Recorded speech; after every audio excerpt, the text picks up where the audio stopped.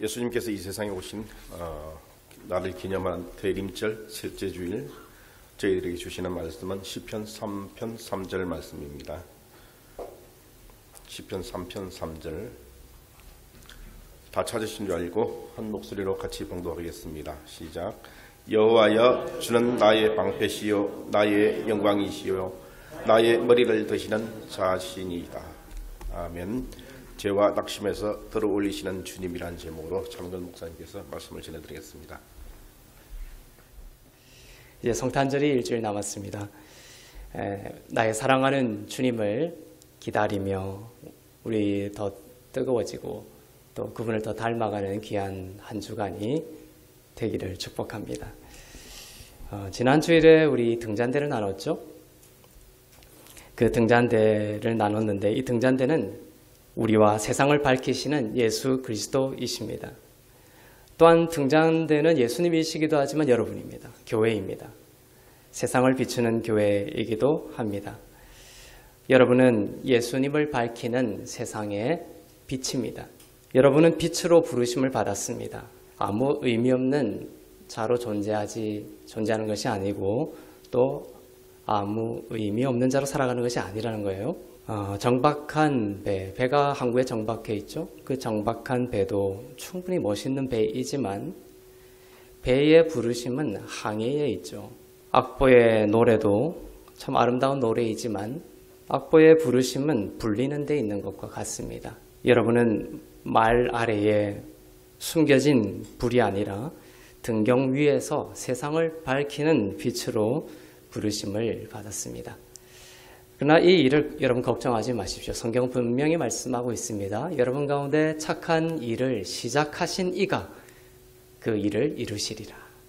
이 세상 가운데 빛된 부르심의 삶을 여러분 가운데 있는 빛 되신 주님께서 성령께서 친히 이루실 것입니다. 우리는 시간이 지날수록 더욱 깨닫고 있습니다. 더 번영된 사회가 된다고 할지라도 우리가 하나님을 더 잘 믿게 되는 것은 아니라는 것이죠. 우리는 흔히 베드로가 무리를 걸었다라는 것을 봤을 때 폭풍이 자꾸 연상되죠. 폭풍이 있는데 베드로가 그 바다 위를 걸었구나 이렇게 생각을 하고, 만약 폭풍이 일지 않았다면, 그렇죠? 잔잔한 바다였다면 베드로는 그 바다를 걷지 않았을까라는 막연한 착각을 가지고 있는 경우가 있어요. 폭풍을 생각하면서 그 폭풍이 어떤 큰 문제라고 생각을 하고 있죠. 그러나 폭풍도 치지 않고 그 바다가 만약 잔잔한 바다였다고 한다 하더라도 베드로는 그 무리를 걸을 수 없었다라는 점입니다. 베드로가 무리를 걸은 것은 폭풍의 크고 작음 때문이 아닙니다. 우리는 삶에 어떤 큰 문제가 닥치고 여러 가지 어려움이 있으면 그것 때문에 이렇게 이제 생각을 하고 접근을 하지만, 중요한 것은 베드로가 무리를 걸은 것은 예수님을 바라보았기 때문입니다. 여러분이 예수님을 바라보는 것이 중요하다는 것이죠. 예수님을 내 삶의 중심에 두고 믿음을 가졌기 때문에 베드로는 무리를 걸을 수 있었습니다. 돈을 더 벌고 나서 예수 믿겠다라는 어리석음에서 벗어나야 합니다. 좀 더 상황과 형편이 잔잔해지고 나서 예수 믿겠다라는 그러한 무지를 벗어나야 합니다. 하나님의 전적인 은혜로만 살아갈 수 있는 인생이라는 것을 담대하게 인정하고 살아야 하는 것이죠. 우리의 느낌은 요동치고 또 우리의 감정은 변덕스럽습니다. 그렇지만 그 느낌과 감정, 그 요동치고 변덕스러운 느낌과 감정의 노예가 되지 않고 예수님을 내 삶의 중심에 두고 그분과 동행하는 그러한 삶이 되기를 축복합니다. 내게 능력 주시는 자 안에서 내가 모든 것을 할 수 있다는 약속을 반드시 이루실 것입니다. 우리는 예수님 안에 안식함으로 살아갑니다. 참된 안식은 우리 안의 불을 꺼뜨리지 않습니다. 참된 안식은 우리 안의 수치를 제거하시고 예수님처럼 구원과 생명을 위해 타오르게 하는 것이죠. 그분은 제사장이십니다. 예수님은 제사장이십니다. 등잔대의 그 심지에 불을 밝히는 제사장입니다. 구약의 등잔대는 그 각 심지가 타오르다가 어떻게 됩니까? 오래 타오르다 보면 그 심지가 그을리죠. 여러분들도 초를 태울 때 그 초가 심지가 그을리면 잘 타지 않고 빛을 환하게 밝히지 못하는 것을 알고 있습니다. 구약의 등잔대의 그 심지도 마찬가지예요. 여러분을 나타내는 그을리기도 하는 것이죠. 그러면 제사장은 어떻게 하느냐? 성경에 보면 그 심지가 더 잘 타오를 수 있도록 제사장은 그 등잔대의 심지를 이렇게 정리해 주는 걸로 성경에 나오고 있습니다. 심지를 자르고 다듬어 줍니다. 이렇게 그을린다는 것은 무슨 의미일까? 심지가 그을리는 것, 우리도 살아가면서 어떤 날은 주님께 영광을 돌리며 활활 타오르지만 또 어떤 때에는 심지가 그을리고 타서 제대로 타지 못할 때가 있습니다. 어떤 날은 기분이 좋고 주님을 사랑하는 마음이 가득합니다. 그런데 어떤 날은 낙심하고 맙니다. 주를 향한 사랑이 식어버린 날들도 옵니다. 그래서 그러한 주를 향한 사랑이 식어버리면 우리는 뒷걸음질 치고 스스로를 고립시켜 버리고 말죠. 그러나 하나님이 가장 아파하는 것이 이거예요. 뒷걸음질 쳐서 스스로를 고립시키는 것. 하나님으로부터 자신을 고립시키고 또 지체가 공동체로부터 스스로를 고립시키는 것을 하나님은 참으로 아파하십니다. 너희가 뒤로 물러나는 것을 나는 기뻐하지 않는다라고 하시죠. 그러나 그럴 때마다 만약 제사장이신 예수님께서 여러분에게 다가오셔서 그 부정적이고 또 어둡게 되어버린 그 여러분의 심지를 다듬어 주시고 또 정돈해 주시지 않았다면 여러분의 모든 것은 이미 파괴되어 버리고 말았을 것입니다. 찾아오셨다라는 것이죠. 그럴 때마다 여러분이 얼마나 큰 은혜 안에 있는지를 아시겠습니까? 여러분이 확신을 가져야 하는 것은 내 심지가 절대로 걸리지 않을 거야 이것이 아닙니다.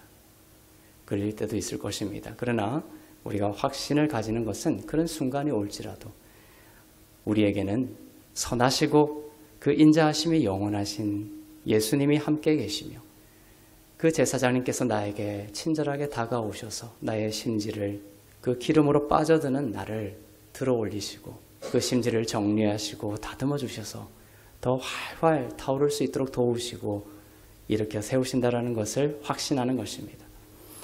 내가 비록 나의 중심에 예수님을 모시지 못하는 날이 분명히 있었죠. 저도 그렇습니다. 있을지라도 예수님께서 나를 그분의 심장 중심에 두신 까닭에 우리는 예수님을 중심에서 자꾸 밀어내는 경우가 있습니다. 그러나 예수님은 한 번도 그분의 중심에서 그분의 마음 중심에서 우리를 밀어낸 적이 없다는 것이에요.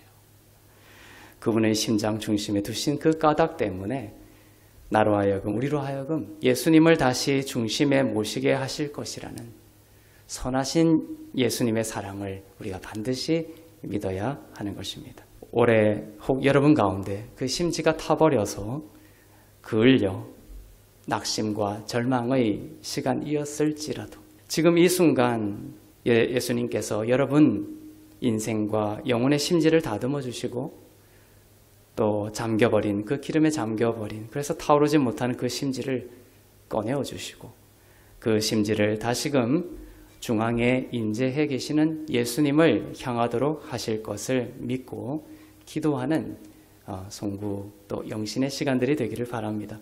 제사장은 심지에 불을 밝힘으로써 등불을 켜죠. 이 구약에 보면 제사장이 등불을 켜다 등잔대에 가까이 와서 제사장이 등불에 불을 켭니다. 근데 이때 켜다라는 단어가 히브리어로 알라라는 히브리어를 씁니다. 알라, 켜다라는데 알라예요. 근데 이 알라라는 것을 켜다라고 번역이 되어 있지만 이 알라의 의미는 높이다, 일으켜 세우다 이런 뜻입니다.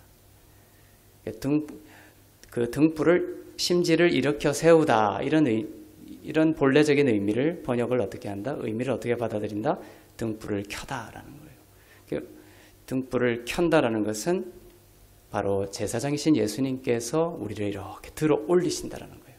오늘 찬양에서도 우리의 머리를 들어 올리시는 주님이라고 했죠. 낙심해서 고개를 푹 숙이고 우리가 살아가죠. 땅만 쳐다봅니다. 날 때부터 허리가 굽은 여인이 이렇게 땅만 보고 살았죠.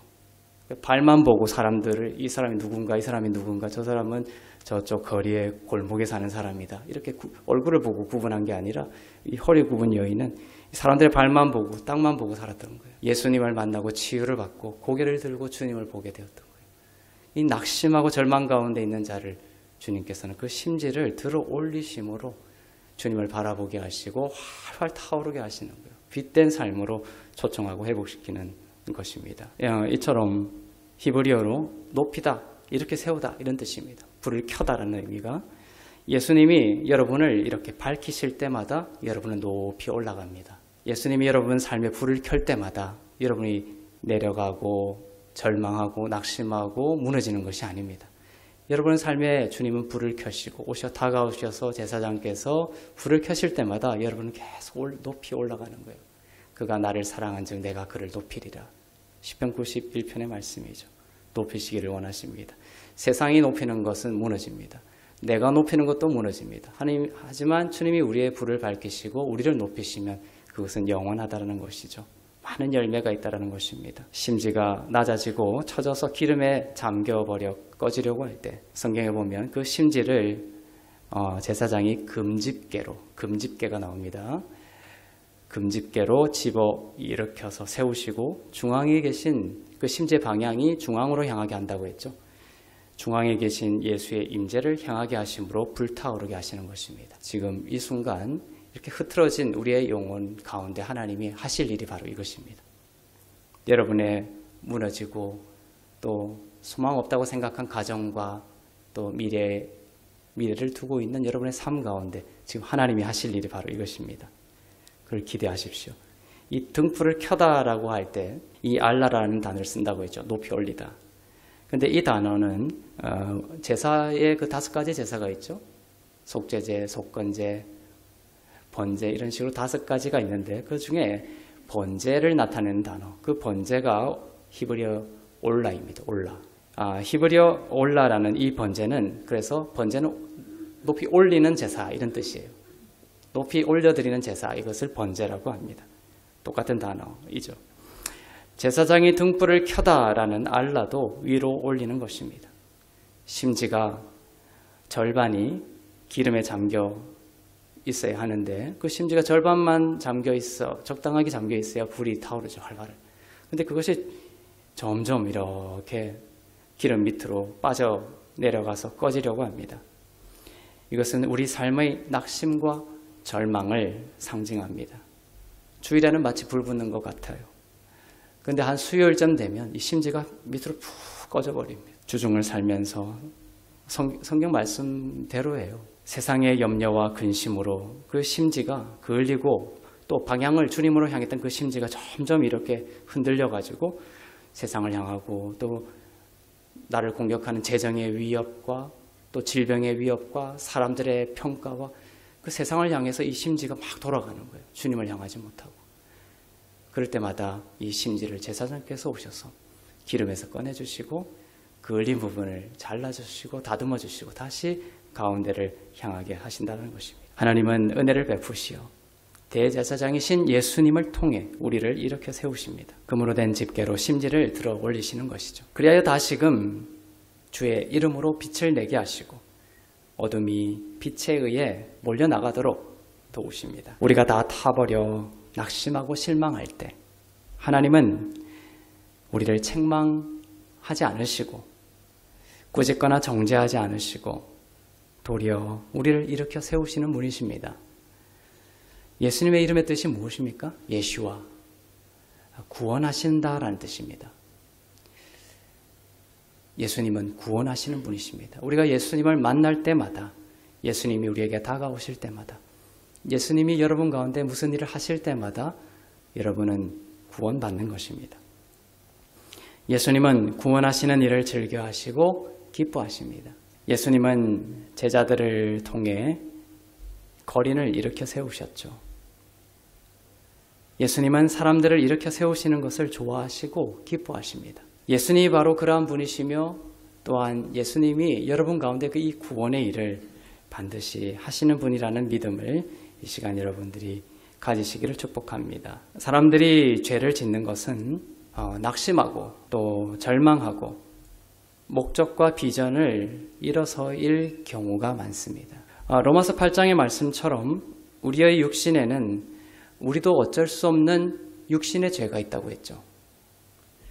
죄를 짓지 않으려고 하는데도 죄를 짓게 되는 어처구니 없는 일들을 성도들은 늘 경험합니다. 여러분의 신앙이 잘못되어서가 아닙니다. 여러분이 육신을 입고 있기 때문입니다. 우리가 육신을 입고 있는 한 이런 일들을 경험하게 됩니다. 그때마다 자신을 정죄하거나 낙심하거나 절망하지 말고 예수께서 십자가에서 우리의 죄를 짊어지시고 우리 육신의 죄를 정죄하셨다는 것을, 자신이 정죄당하심으로 우리의 육신의 죄를 정죄하셨다는 것을 확신하십시오.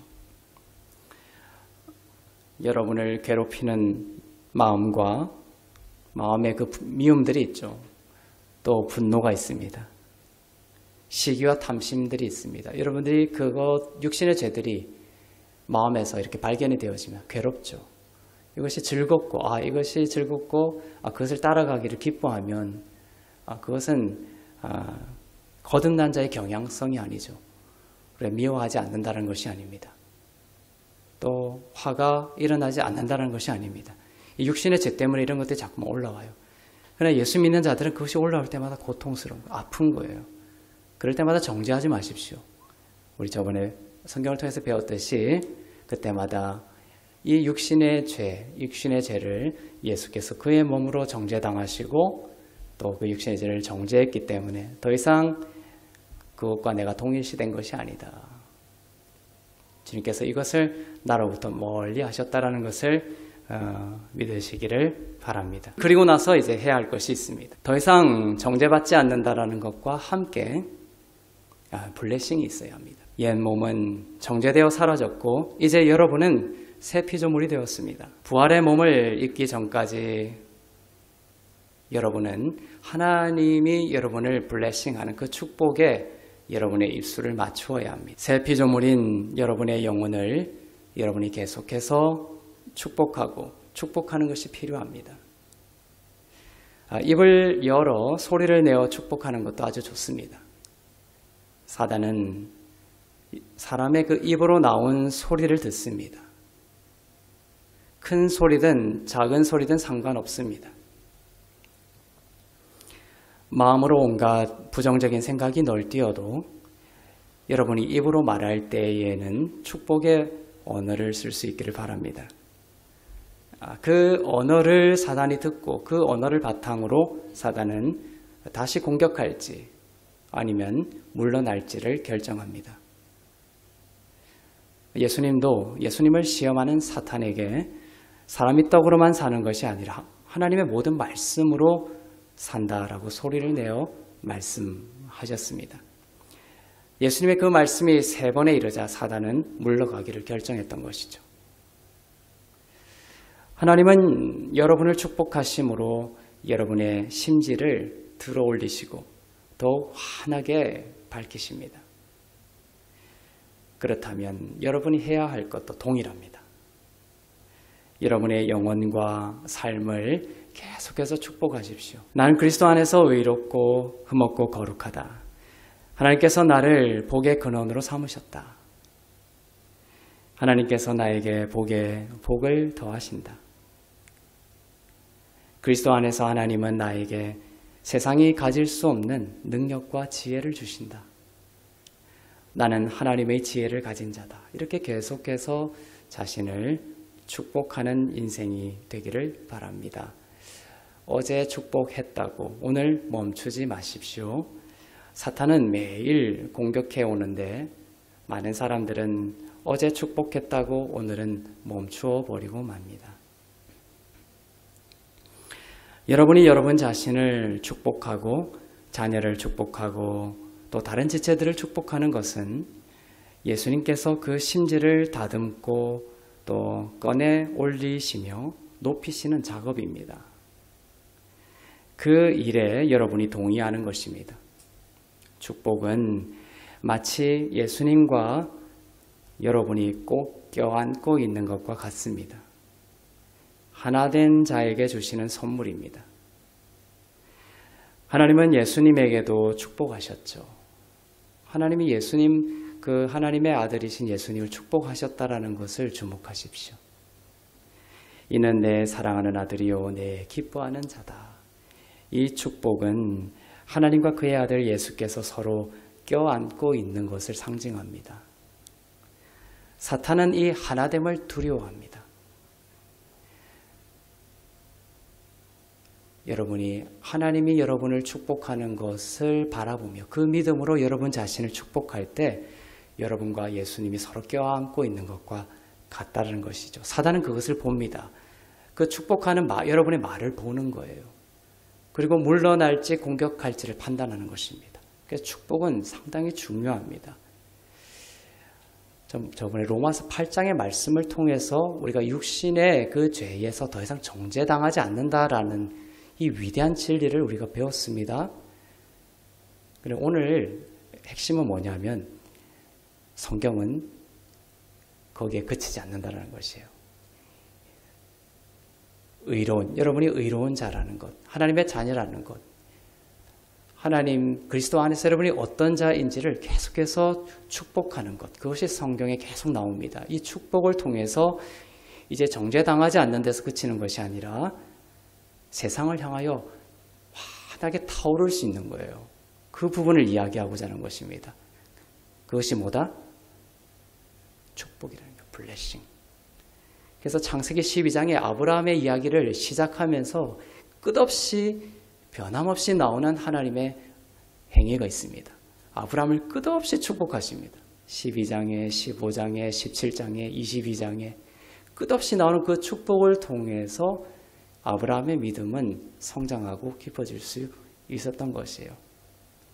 아브라함의 삶이 활활 타오르게 했던 것은 하나님의 축복이었던 것이죠. 이 축복은 뭐다? 껴안고 있는 것과 동일하다는 거예요. 축복을 할 때 하나가 된다는 것입니다. 그것을 사단에게 선전하는 것입니다. 자, 여러분 이삭의 이야기 알죠? 이삭이 그의 아내 리브가를 누이라고 속인 적이 있습니다. 두려웠기 때문이죠. 블레셋 왕 아비멜렉이 너무나 두려워서 자기 아내 리브가를 아내라고 하면 자기를 죽이고 아내를 취하기 위해서 자기를 죽일까 봐 자기 누이라고 속입니다. 두려웠기 때문이죠. 그래서 이삭은 아내 리브가를 여동생인 것처럼 속입니다. 근데 그때까지만 해도 해결책이 없었어요.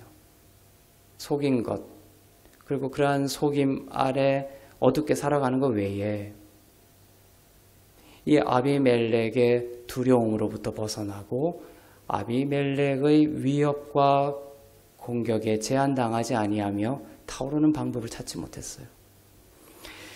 그러나 아비멜렉이 처음에는 이삭이 아비멜렉을 두려워했다고 되어 있죠.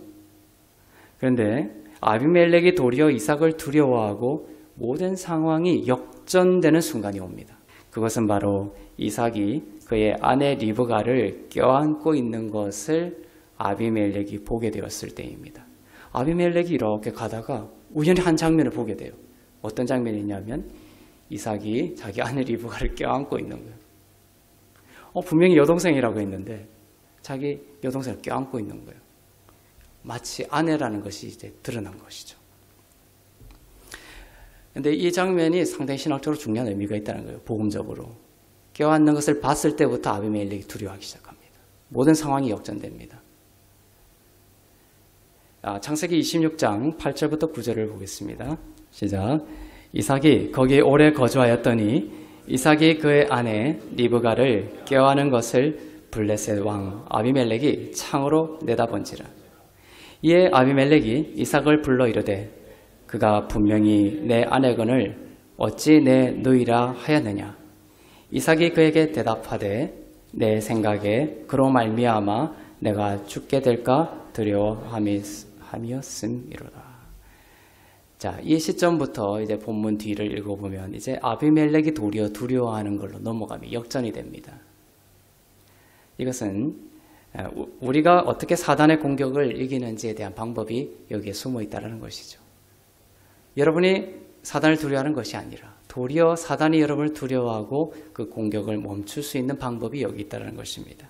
껴안는 것입니다. 이삭이 그의 아내 리브가를 껴안고 있는 것처럼 계속해서 예수 그리스도의 이름으로 여러분의 육신의 모든 죄가 정죄당했으며 또한 예수 그리스도의 이름으로 계속해서 여러분을 축복하는 것, 여러분의 삶과 영혼을 축복하는 것입니다. 자녀들의 삶을 축복하는 것입니다. 배우자의 삶을 축복하는 것입니다. 그것이 바로 껴안고 있는 거라고 했죠. 그것을 아비멜렉으로 상징되는 사단이 보고 있다는 거예요. 이렇게 그리스도의 이름으로 여러분의 삶을 축복하고 감사해요. 여러분의 삶을 저주하지 마십시오. 여러분의 삶이 잘못될 거라고 절대 입으로 내뱉지 마십시오. 이렇게 경기가 안 좋고 이렇게 나의 직장의 상황들이 안 좋기 때문에 내 삶이 망하게 될 거구나. 이렇게 절대로 입으로 말하지 마십시오. 비록 그런 생각이 들지라도 입으로 내뱉지 마십시오.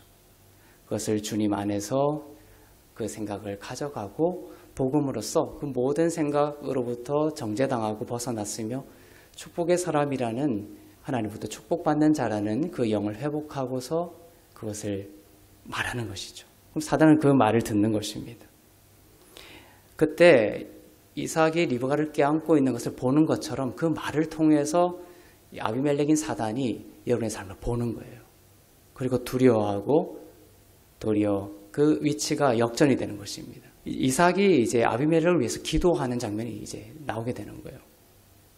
이제 갑의 위치가 바뀌어버린 것이죠. 그리스도의 이름으로 축복하고 감사할 때 사단은 그것을 예수와 여러분이 껴안고 있는 것으로 해석하고 두려워한다는 것입니다. 축복을 경히 여기지 않기를 바랍니다. 남자들이 자기 아내를 다른 남자로부터 또 사탄으로부터 지키는 방법이기도 합니다.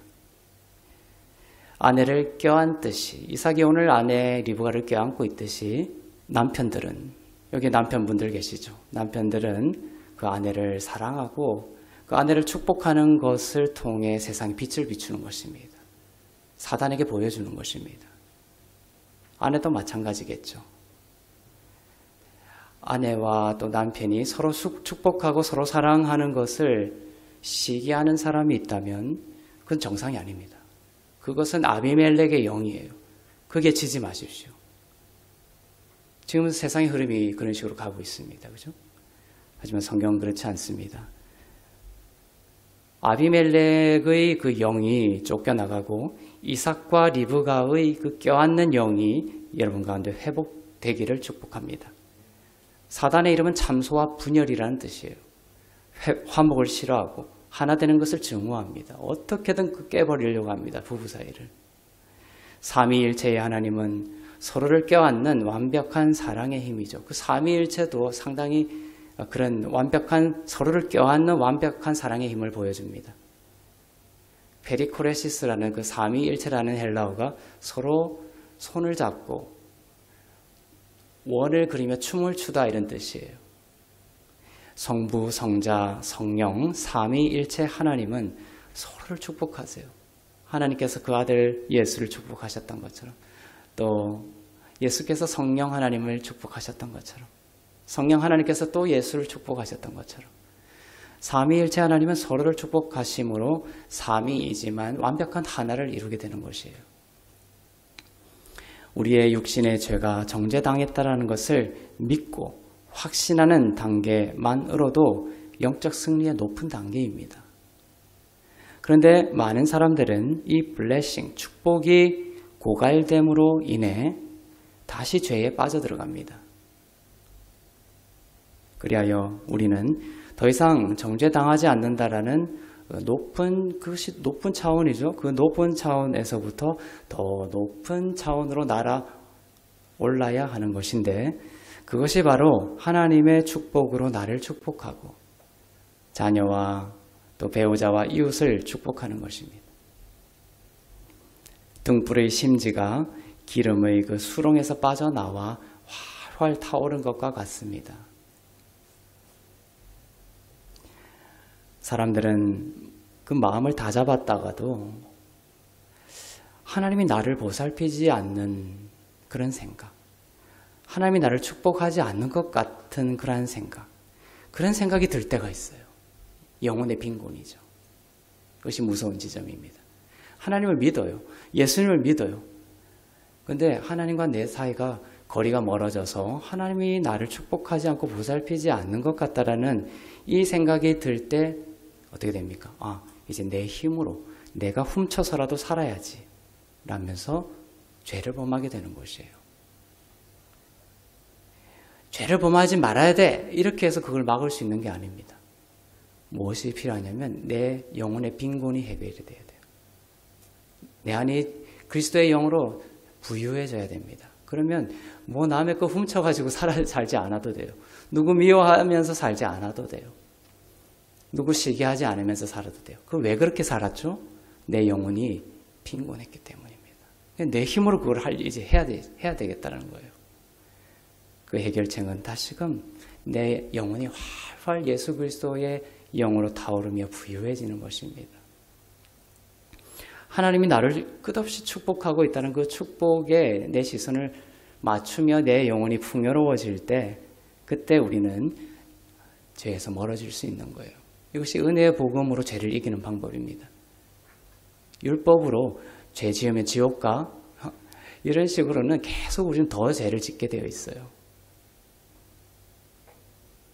하나님의 축복을 우리가 인식하고 발견하고 계속 깨달으며 그 축복을 나에게 계속해서 동일하게 축복하면서 나의 이 빈 영혼을, 빈 잔을 계속 주님의 부유함으로 채우는 것입니다. 하나님이 나를 축복하지 않으시니까 내가 나서서 이런 쾌락에도 빠지고 저런 죄에도 손을 대봐야 되겠다라고 하는 것이죠.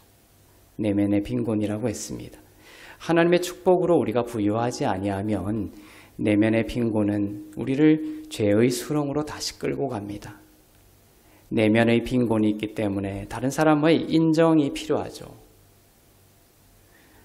내면이 빈곤해 있으니까 다른 사람에게 좋은 평가를 듣고 싶어하는 그 욕망이 커져서 쉽게 죄의 수렁에 빠져버리고 마는 것입니다.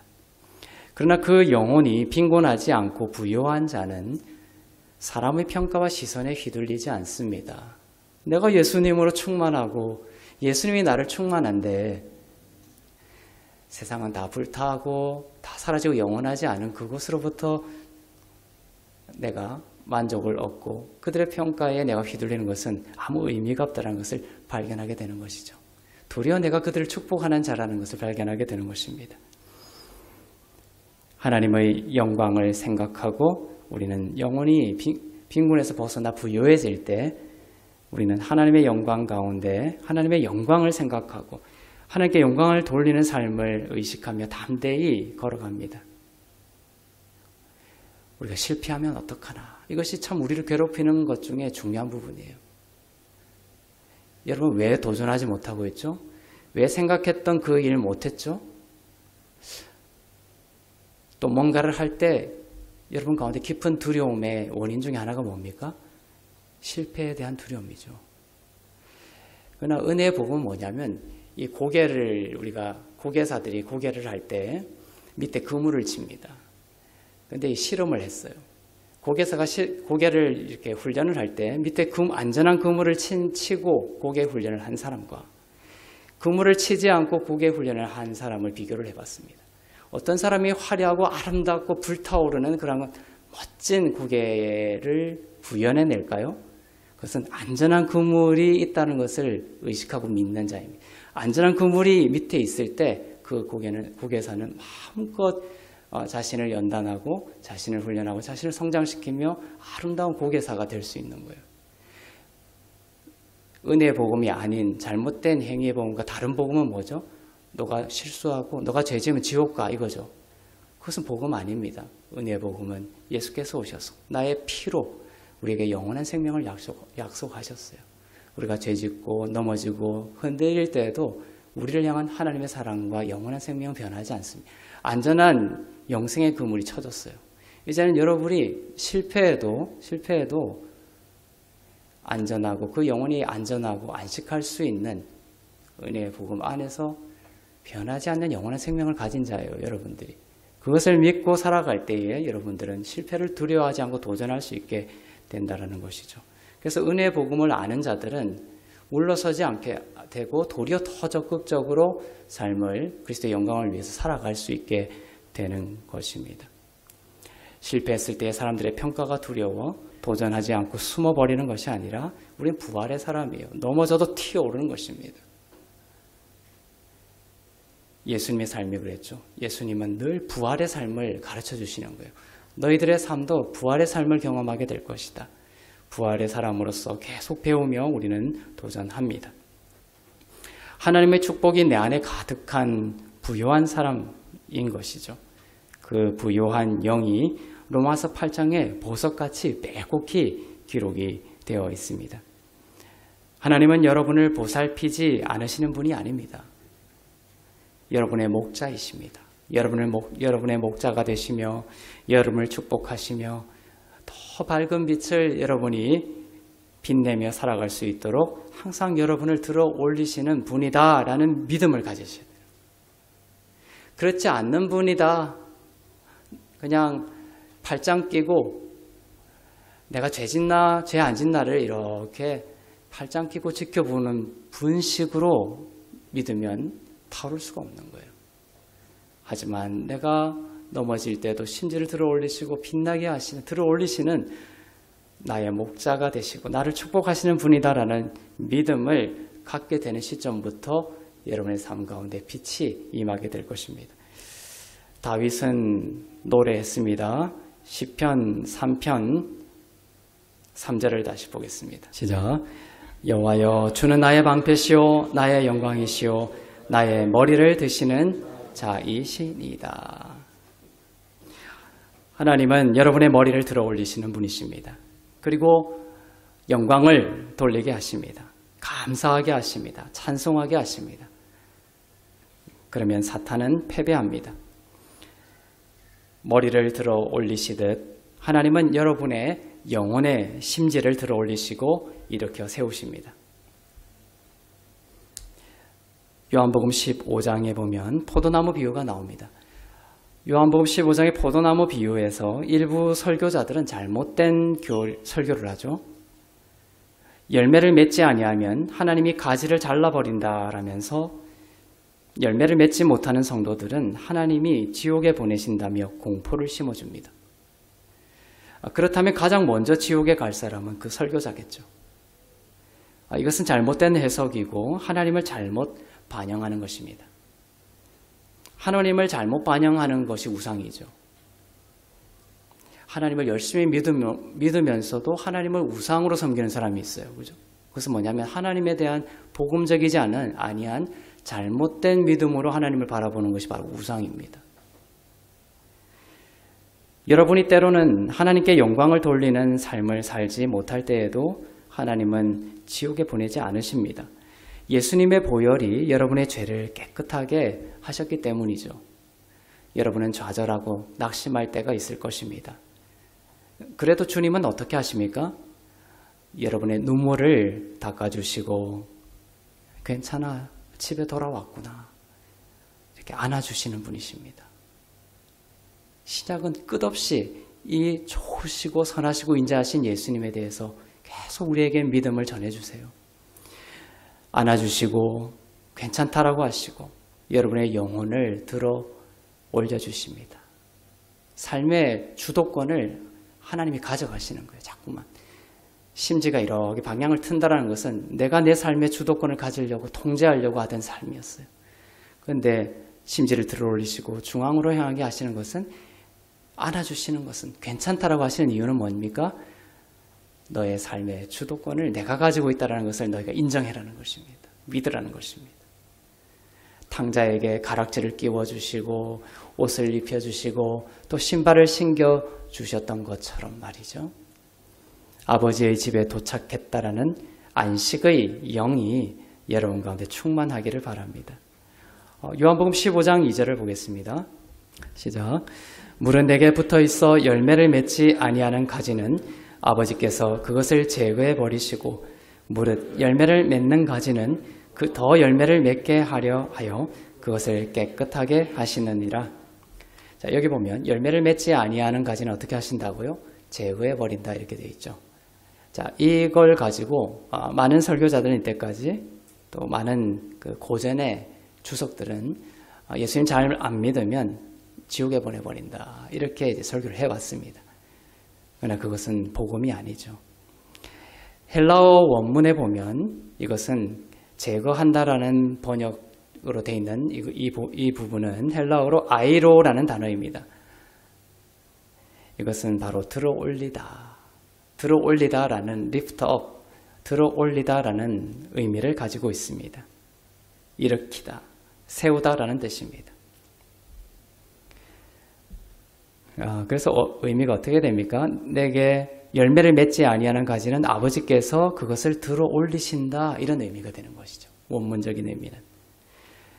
포도나무는 넝쿨로 되어 있는데 농부가 이 포도나무를 기를 때 가장 신경 써야 될 부분이 이 부분입니다. 그 넝쿨 가지들이 땅에 접촉해 있지 않도록 만드는 것이 제일 중요합니다.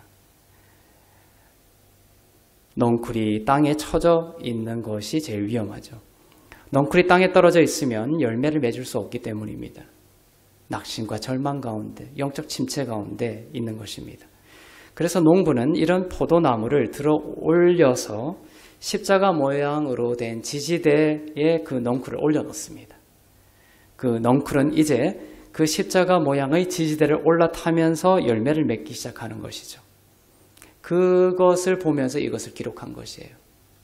열매를 맺지 못하는 나무는 주님께서 다가오셔서 괜찮아, 집에 돌아왔구나 하시면서 그 십자가 위에 얹히시고 들어올리시며 열매 맺게 하신다라는 것이죠. 주도권이 주님께 있습니다.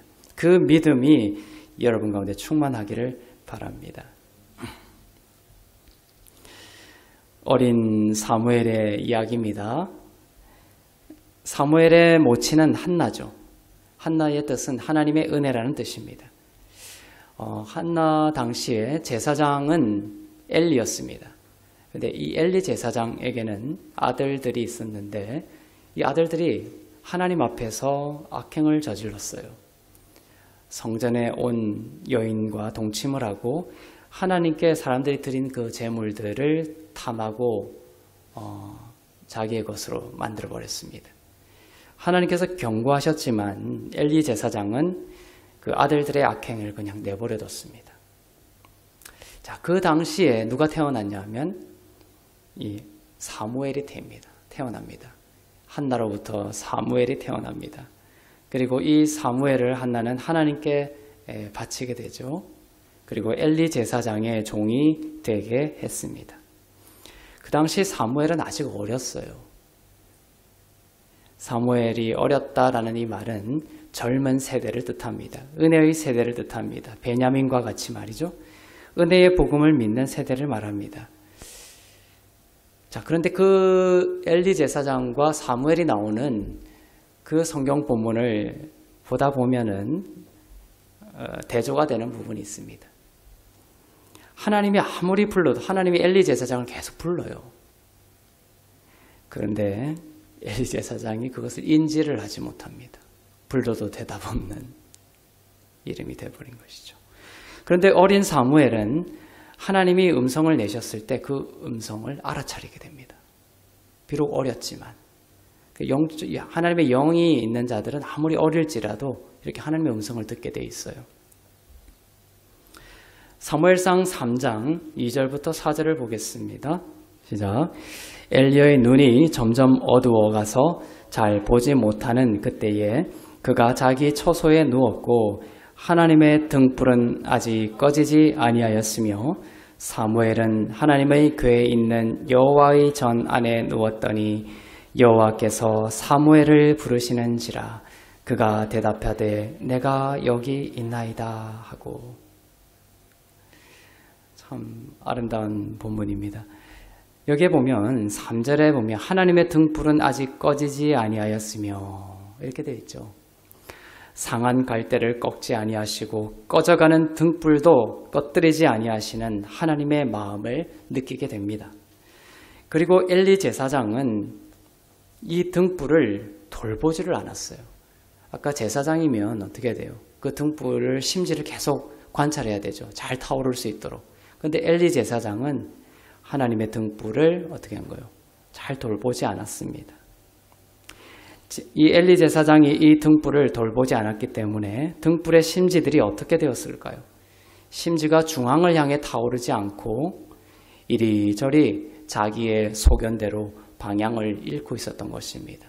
그러니까 그 아들들이 그 성전에 들어온 성전 안에서 하나님 앞에서 악행을 저질러도 거기에 대해서 그냥 무뎌져 있었던 거예요.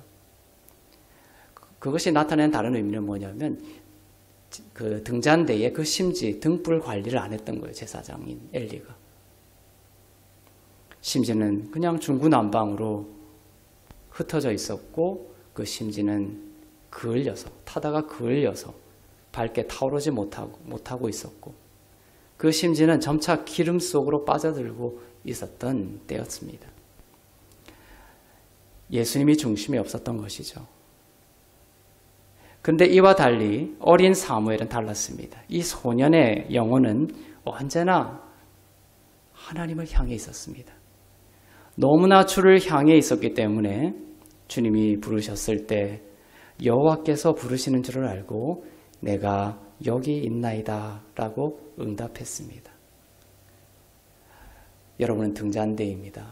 그 등잔대 중앙을 향해서 여러분의 심지가 항상 향하여서 중앙에 계신 그 하나님께서, 예수님께서 여러분을 향해 음성을 내시고 초청하시고 부르실 때 여러분 엘리 제사장처럼 그냥 듣지 못하는 자가 아니라 주님이 지혜를 주실 때, 능력을 주실 때, 너가 이렇게 했으면 좋겠다 이렇게 음성을 내실 때 사무엘과 같이 내가 여기 있나이다, 내가 듣겠습니다 라고 주의 음성에 대해서 늘 깨어 있을 수 있는 하나님의 사람들이 되기를 축복합니다.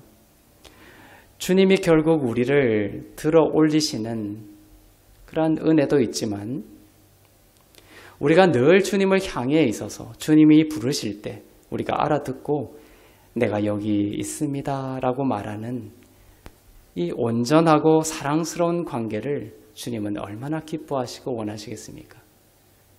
그러니까 이 두 가지예요. 우리가 주님을 향해 있지 않는 우리의 심지가 세상을 향해 있을 때에도 주님은 너무나 좋으시고 선하셔서 그 심지를 중앙으로 이렇게 신발을 신겨주시고 가락지를 끼워주시는 것처럼 괜찮다라고 하시며 정꾸짖지 아니하시고 심지를 다시금 주님을 향하게 하시는 분이시기도 합니다. 주님이 그렇지만 주님은 관계를 중시하세요. 우리와의 사랑스러운 관계가 핵심이에요. 주님이 원하시는 것은. 그래서 주님이 정말 우리에게 원하시는 것은 뭐냐면 더 기쁜 뜻은 우리의 심지가 우리가 주를 향해서 늘 향해 있음으로 하여 우리가 주님이 우리를 불렀을 때 주님이 우리를 향해서 음성을 내셨을 때 주님이 우리에게 지혜를 주시고자 하셨을 때 우리의 귀가 열리고 주님을 의식하고 주님의 영에 대해서 깨어있고 인도함 받는 그러한 사랑스러운 주님과의 상호적인 관계를 주님은 기뻐하시고 기다리고 계신다라는 것이죠. 그러나 대부분은 자기 관심과 자기 도취와 자기 신념에 빠져 예수님이 아무리 불러도 대답 없는 영혼이 되어버렸습니다. 그러나 우리들은 늘 감사하고 제가 감사일기를 쓰는 이유 중에 하나가 그거예요. 그 순간 적어도 주님을 의식하거든요. 주님을 향하는 것입니다. 내 삶에 주님이 나에게 어떤 일을 하고 계시지? 이렇게 그 심지를 중앙에 두는 거예요. 활 타오르는 것입니다. 그런 식으로 우리들은 그런 감사뿐만이 아니죠. 우리들은 다양한 것으로 주님을 의식하고 향할 수 있습니다. 우리들은 늘 감사하고 늘 예배하고 늘 말씀을 묵상하고 암송하고 늘 하나님께 영광을 돌리는 것으로 예수님을 향해 있는 하나님의 자녀들이 되기를 원합니다. 예수님과 함께 있는 삶을 가장 소중하고 위대한 삶으로 여기고 살아가는 자녀들이 되기를 하나님은 원하고 계시는 것이죠. 자, 오늘 등잔대를 보며 이제 여러분 마음속에 그런 소망이 깊이 뿌리 내기를 원합니다. 주님께서 우리의 심지를 반드시 우리가 넘어질 때에도 다시금 다듬어 주시고 또 기름에서 꺼내 주시고 중앙을 향하게 하시는 선하신 분이시다. 또한 우리의 삶은 어떻게 해야 된다? 계속해서 그 심지를 중앙에 계신 예수님을 향하고 그분을 의식하고 그분을 찬양하며 그분을 향하는 그러한 인생이 되기를 소망해야 되는 것이죠. 우리가 넘어질 때가 오더라도 주님께서 여러분의 삶과 인생을 반드시 들어올리시고 다시금 새로운 삶을 살도록 빛나게 하실 것을 여러분들 믿으며 올해 마지막 시간들과 또 새해를 맞는 그러한 귀한 시간들이 되기를 바랍니다. 그 믿음대로 될 것을 믿습니다. 기도하겠습니다.